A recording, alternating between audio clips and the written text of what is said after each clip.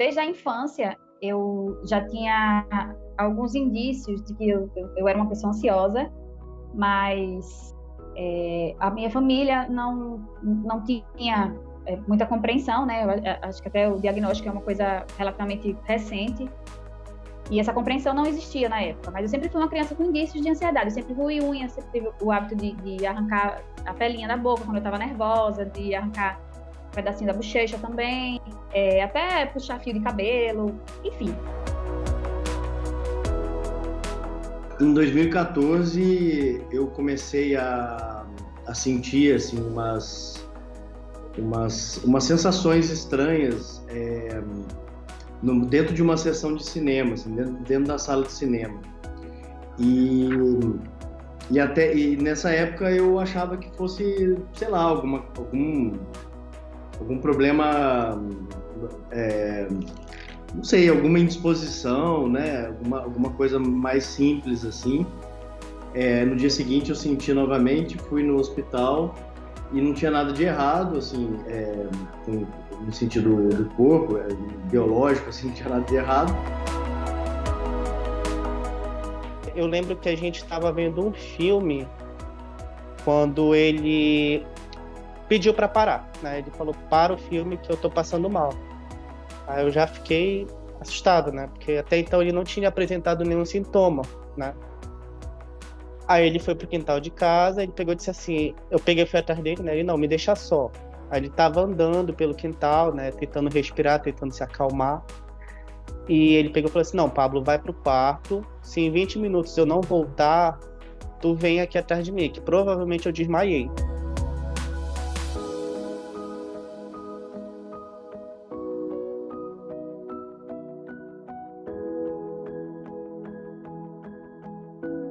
A ansiedade, o estresse, né, a melancolia, a depressão, são elementos que vêm crescendo nos últimos 10 anos. Quer dizer, a gente vive numa sociedade que ela cobra de nós a eficácia, ela cobra de nós o êxito, ela cobra de nós a produtividade, e num tal grau que nem sempre a gente consegue corresponder.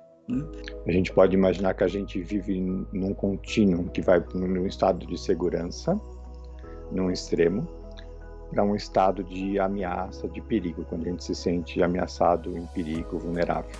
E não só nós, seres humanos, temos ansiedade. Os animais mais evoluídos também têm ansiedade, no sentido de evitar o predador. Quando um animal sabe que determinada região, situação, ele pode enfrentar um perigo, ele vai tomar uma providência com antecedência para evitar aquele perigo. E nós, seres humanos, também temos essa característica animal de evitarmos determinados perigos. Quando a gente se vê frente a um perigo detectável, identificável, a gente está no estado de medo.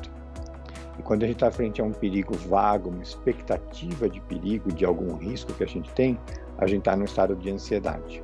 Então é aí que começa a patologia, quando a pessoa começa a imaginar que ela pode estar, a partir de alguma reação do corpo dela, vai ter um ataque cardíaco, vai desmaiar, ou que a partir de alguns pensamentos negativos ela pode imaginar que ela está enlouquecendo. Agora, às vezes a ansiedade sai do controle, ela começa a prejudicar a pessoa, então a ansiedade passa a ser patológica. Porque a ansiedade adaptativa ela tem uma característica que ela desaparece assim que o problema é resolvido. O professor dá a aula e acaba a ansiedade, o aluno faz a prova, acaba a ansiedade. Mas a ansiedade patológica, ela é crônica, ela dura até uma vida inteira se a pessoa não se tratar. E ela prejudica o indivíduo. Quando no estado de muita ansiedade, a gente vai entrando numa restrição, vai ficando com medo de fazer coisas, a pessoa vai ficando com evitações. Então ela vai restringindo e limitando a vida dela. Eu ficava tão ansioso que eu não conseguia, por exemplo, ficar numa fila de um restaurante Aquilo, por exemplo. E isso acaba te travando, né? Essa carga de ansiedade muito grande acabou me travando a ponto de, às vezes, não conseguir sair de casa mesmo. Assim. No ano de 2018, com todo aquele contexto político Eu acabei ficando muito, muito sensível na época e um belo dia eu paralisei. Eu não conseguia entrar na sala de aula, eu não conseguia fazer nada. Simplesmente fiquei de cama, com a roupa do corpo e sem conseguir levantar e só chorava, chorava, chorava, chorava.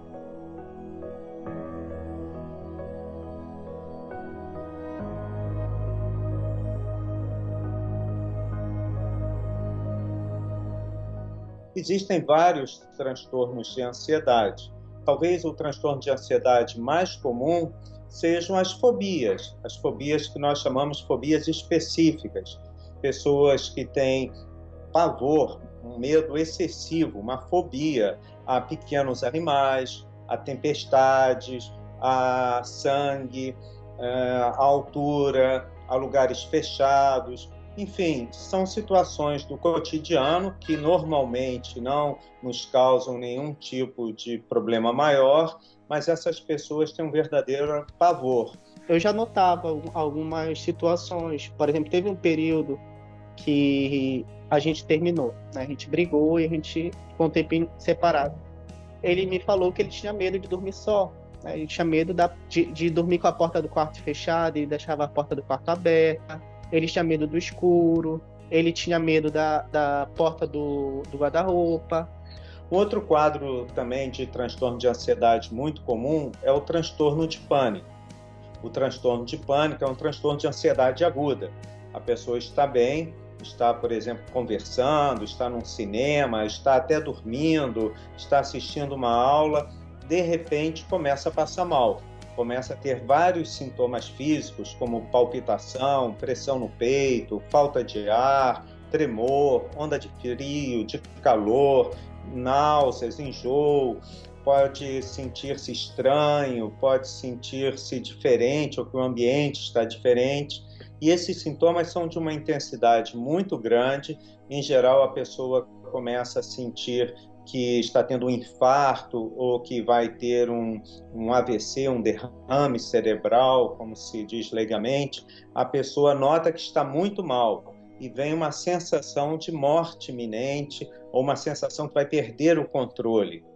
O que acontece é que o que a gente observa é que as pessoas que são acometidas por um grau muito alto de ansiedade, com sintomas como síndrome do pânico, fobias, elas têm uma qualidade ou ansiedades generalizadas, de que a pessoa está sempre se preocupando excessivamente com as coisas, se preocupando que algum familiar possa ficar doente, se preocupando que uma viagem vai dar errada, se preocupando que algum problema vai acontecer, que a qualidade de vida dessas pessoas fica muito reduzida, na medida em que elas têm um viés na sua percepção de mundo muito marcado por esse estado de insegurança e de ameaça.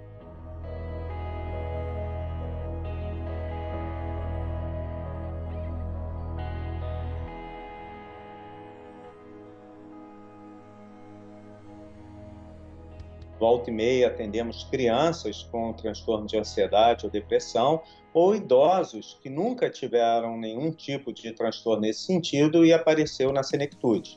Mas o período da vida mais comum disso aparecer é final da adolescência, adulto jovem, então entre os 15 e 30 anos de idade. Pode acontecer em todas as fases da vida, mas é mais comum na experiência do adulto jovem, no início das crises de pânico, tá? Enquanto que os sintomas de ansiedade, as suas várias manifestações, eles podem acontecer ao longo da vida. A ansiedade infantil está caracterizada, ela está incluída, enquadrada no grupo de questões, transtornos ou sintomas internalizantes. O que é isso, então?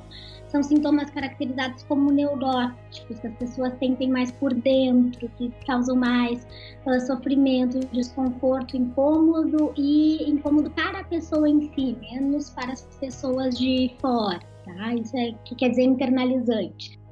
Um dos fatores é a maturação cerebral. O nosso cérebro, ele está sempre em formação. Nosso cérebro não é um órgão estanque, como antigamente se pensava. O cérebro é um órgão que está sempre em formação, sempre produzindo novos neurônios e novas conexões neuronais. Entretanto, no final da adolescência, início do que nós chamamos adulto jovem, é um momento onde o cérebro ele completa praticamente a sua formação e muitos dos nossos transtornos mentais começam a aparecer nesse período. Na infância e na adolescência a gente pode citar medos específicos, medos de situações específicas, como medo escuro, de palhaço, de dormir sozinho, medos sociais, fobias sociais, que seria mais uma questão de medo, enfim, de questões sociais, de ir para a escola, conviver com outros amigos, se expor. Depois temos a ansiedade de separação, que é o medo de que aconteça algo muito ruim com uma figura de ligação, pai, mãe ou alguém que a criança seja muito próxima. Temos mais na vida adulta transtorno do pânico, que seriam mais crises de ansiedade com sintomas físicos. A doença mental, ela não é só mental, ela é também um sintoma do seu tempo, ela é um sintoma social também. Quer dizer, se internava, até os anos 70, se internava em manicômios usuários de drogas. Então, o usuário de droga ia para um manicômio, né? E se percebeu, depois dos anos 80, que o usuário de droga ele não é um louco, é um outro tipo de problema que ele possui. Portanto, o tratamento tem que ser diferente, né? Quer dizer, o manicômio recebia muita gente que não era louca, né? Que não tinha distúrbio mental. Tinham outros tipos de distúrbio. E até distúrbios mentais que não tem que ir para o manicômio, o tipo de tratamento é outro, né? A psiquiatria brasileira como um todo, ela tem tido um grande avanço científico. A produção científica em psiquiatria no Brasil é uma das melhores do mundo.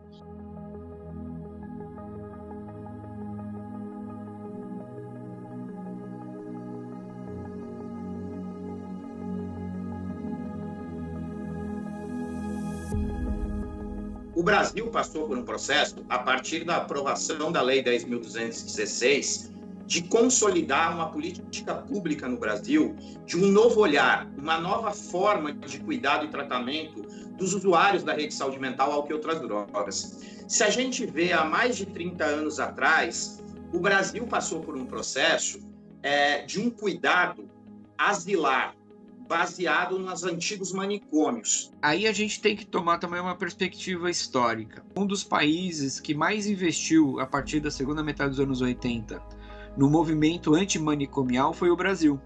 O Brasil, principalmente depois da Constituição, da consolidação do Sistema Único de Saúde, se mudou a forma de cuidado e tratamento.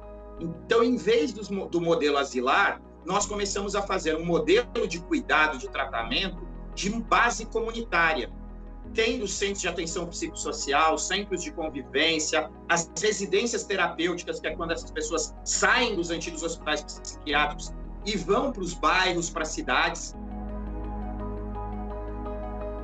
Fica o estigma também, o preconceito também impõe a essas pessoas, às vezes, dificuldade de procurar apoio. E isso se dá também no ambiente familiar, no trabalho. Muitas pessoas têm medo de expor essa situação, às vezes, no trabalho, poder perder o emprego ou ser rotulado de louco.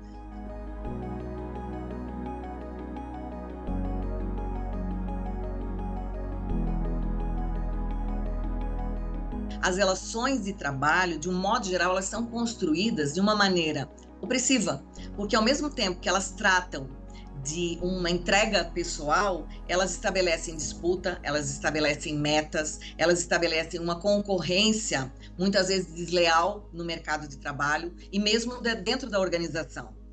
Em ambientes competitivos, ambientes relacionados a muito estresse, aumenta a chance da pessoa vir a ter um transtorno de ansiedade ou mesmo uma depressão e que o gatilho seja o trabalho. Inclusive, existe até um termo hoje ligado a isso, chamado de burnout. O burnout nada mais é do que um transtorno de ansiedade ou uma depressão muito associada ao trabalho. Burnout significa apagar a chama que é apagada. E essa chama que é apagada, ela vem de um processo justamente que começa muitas vezes na ansiedade e que não é reconhecido, que não é visualizado no ambiente de trabalho. Quando a situação é extremada, aí nós temos, pela Organização Internacional do Trabalho, o diagnóstico de uma doença. Então, hoje o afastamento por burnout já é reconhecido por empresas e poder público como uma doença ocupacional, que na verdade é a queima, né, integral daquela capacidade que nós temos de reagirmos e lidarmos com as vicissitudes, sermos resilientes, porque a gente não consegue mais o enfrentamento, porque o nosso corpo não consegue mais processar aquela situação. Então, num contexto de um trabalho hiperflexibilizado, que as pessoas não têm perspectiva de futuro, obviamente que a gente tem problemas relacionados à saúde mental, à saúde do trabalhador. E aí também temos um novo tipo de exigência com as novas tecnologias. Hoje, por exemplo, uma empresa aciona o trabalhador à noite, fora do ambiente de trabalho. Por quê? Porque ele tem o famoso grupos, redes sociais. Às vezes você tem uma pressão de ritmo de trabalho que extrapola o horário de trabalho das pessoas. Então está se manchando aquela divisão entre o que era trabalho, o que é descanso, o que é lazer. Eu acho que tem muito a ver, sim, com o lugar e com a profissão que a pessoa escolhe, né? No meu caso foi totalmente, porque, né, a gente trabalha muito sob pressão, né? E, né, num set de filmagem. E tem a pressão e tem a carga horária também, que faz você não descansar muito, né?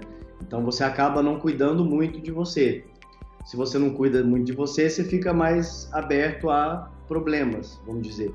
Tanto problemas mais físicos, quanto problemas mais no campo da saúde mental, né? Porque hoje a gente tem aquilo que eu chamo na cartilha de glorificação do estresse, né? A pessoa, quanto mais estressada, quanto mais cheia de prazos, quanto mais agenda proibitiva, mais sucesso ela tem, mais feliz ela é. E isso não é verdade, isso é uma premissa falsa. A felicidade não tem relação com o sucesso. É absolutamente reconhecido pelos tratados de psicologia. A felicidade não anda a par do sucesso. Então a gente tem que começar a rever o nosso estilo de vida. E começar a questionar criticamente essa cultura do desempenho, da performance, do êxito, né? Começar a se perguntar o que é sucesso, afinal de contas. O sucesso é uma coisa impossível de ser alcançada. A comparação com outros profissionais, inclusive nas redes sociais, de que ganhou uma causa, que ganhou um grande caso, que publicou uma grande obra, e a sensação de que a gente nunca vai chegar lá. E, ao mesmo tempo, entender que esse não chegar lá não significa nada, porque a vida é um eterno movimento, né? Então, entender isso numa profissão como a nossa, de advogados que lida com o dilema da vida humana, da liberdade, da propriedade, das relações de pais e filhos, é essencial para a gente conseguir exercer bem o nosso papel. Sem dúvida que a atenção à saúde mental e a saúde emocional do ambiente de trabalho é fundamental, porque se a pessoa não presta atenção nisso, se o empresário não presta atenção nisso, se a sociedade não presta atenção nisso, existem consequências, né? No sentido de que mais pessoas acabam pedindo um afastamento por razões de problemas de saúde mental, conflitos no trabalho aumenta, a produtividade da equipe cai, e isso acaba prejudicando até o futuro da empresa. Nem todos fazem o tratamento ideal, mas o tratamento ideal envolve 3 vertentes. Primeiro, a psicoterapia, que pode ser de diferentes linhas, mas a psicoterapia que tem tido um apoio científico maior é a terapia cognitivo-comportamental, principalmente para as fobias. E isso tem sido algo que tem ajudado a muitos pacientes. Depois tem o tratamento médico, propriamente dito, porque a terapia pode ser feita por médico ou por psicólogo, mas existe a parte específica do tratamento médico, que é a utilização de medicamentos que controlam nossos sintomas de ansiedade, medicamentos que controlam a depressão, e hoje em dia nós temos medicamentos muito seguros e muito eficazes e que ajudam bastante como mais um ponto no tratamento dessas pessoas. E o terceiro ponto para formar esse tripé é a atividade física.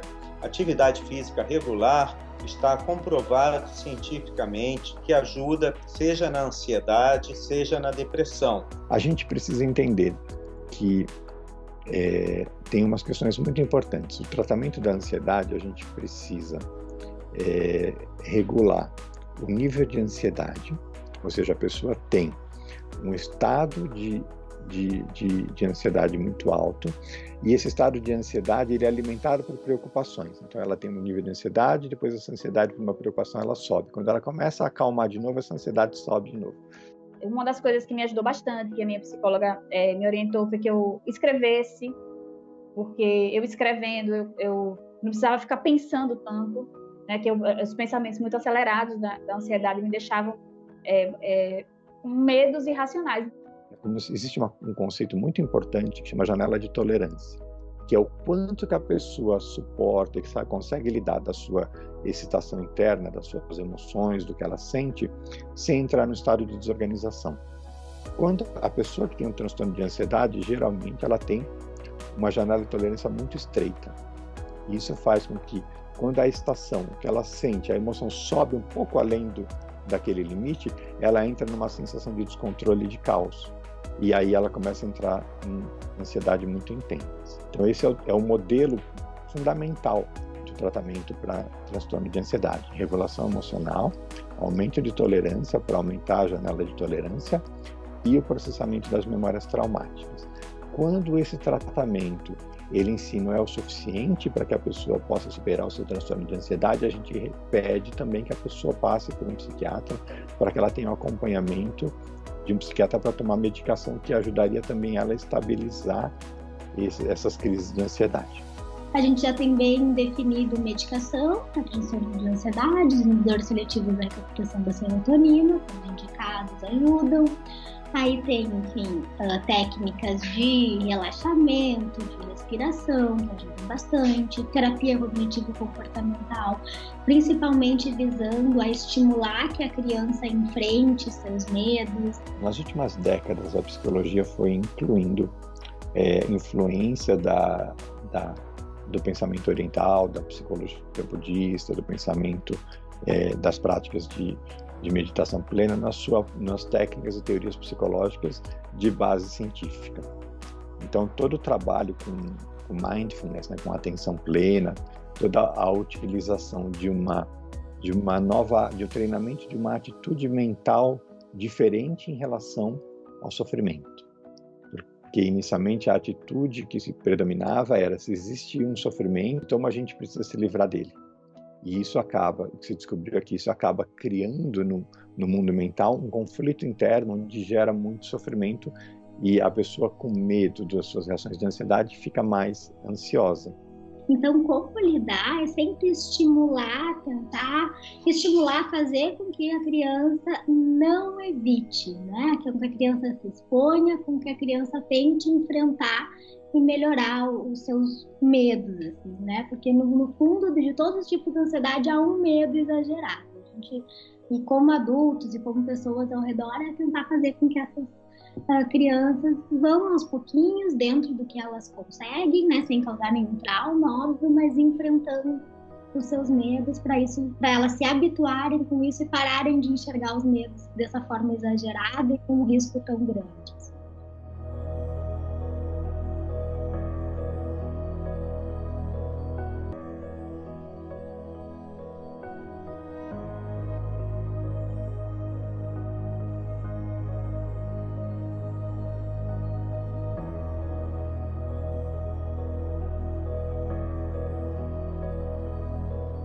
Não há nada mais democrático e igualitário que doença mental.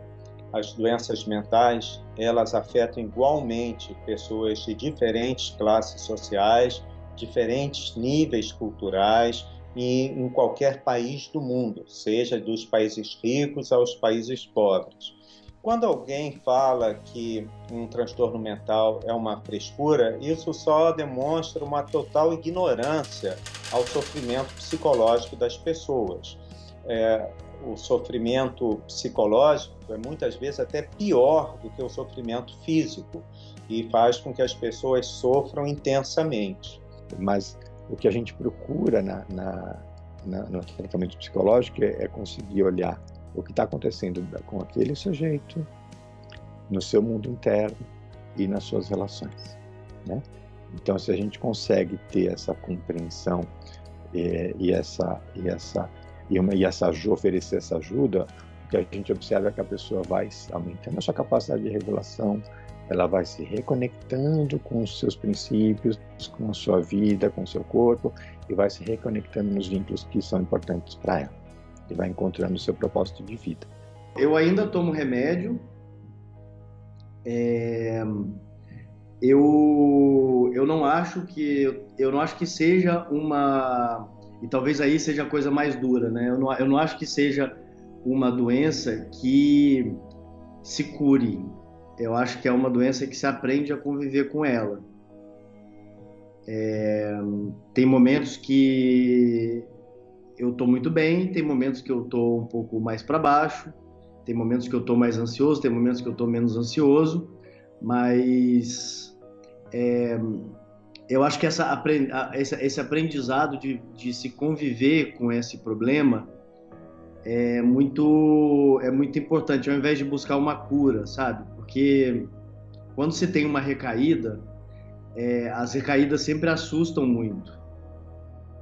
Eu hoje estou me sentindo muito mais forte, mais autoconfiante. Eu estou conseguindo levantar. Para mim foi uma das coisas que me deixava bastante frustrada. Era não conseguir acordar, não conseguir levantar, e aquela sensação de estar sendo preguiçosa, de estar sendo inútil. Então, de todos os sintomas que a depressão e a ansiedade me trouxeram, foi a insônia, os pesadelos, tal. O que mais me deixou arrasada foi o que ficou assim por último para eu resolver foi a questão de eu conseguir acordar. E eu tenho estado muito feliz porque eu estou conseguindo acordar. Sim, nós estamos bem. O Rômulo, ele não está fazendo a terapia, né? A psicoterapia, ele não está tomando medicação, né? Já teve o desmame. Eu ainda estou tomando a medicação, eu ainda faço a terapia, né? Mas o médico ele tá reduzindo já tá fazendo o que a gente chama de desmame, né? Aí